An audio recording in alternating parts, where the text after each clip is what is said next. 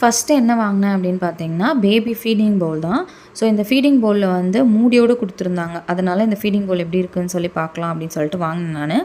BBA free எல்லாமே அப்படி இப்படின்னு எல்லாமே கரெக்டாக தான் போட்டிருந்தாங்க. இதை வந்து நம்ம ஃபுட்டு வந்து வார்மாக வச்சுக்கிறதுக்கும் யூஸ் பண்ணிக்கலாம் அப்படின்னு சொன்னாங்க. அது எப்படி அப்படின்னு பார்த்தீங்கன்னா, அதில் வந்து ஒரு ஹோல் மாதிரி கொடுத்துருந்தாங்க. அதில் நல்லா ஹாட் வாட்டரை ஊற்றிட்டு மேலே அந்த சில்வர் மாதிரி இருக்குல்ல, அதில் சாப்பாடு போட்டு வச்சுட்டோம் அப்படின்னா ஃபுட் வந்து எப்போவுமே வார்மாக தான் இருக்கும். நாங்கள் போட்டு ட்ரை பண்ணி பார்த்தோம், வார்மாக தான் இருந்துச்சு. அந்த பாயிண்ட் வந்து இதில் ரொம்ப கரெக்டாக இருந்தது.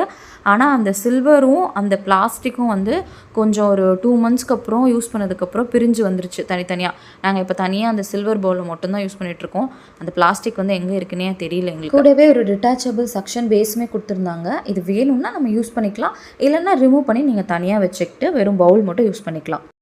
இதே போல் நான் பாப்பாவுக்கு வாங்கின எல்லா திங்ஸுமே unboxing and review video 1 by 1 upload பண்ணிகிட்டே இருக்கேன். மறக்காமல் நம்ம சேனலை சப்ஸ்கிரைப் பண்ணி பாருங்கள். தேங்க்யூ.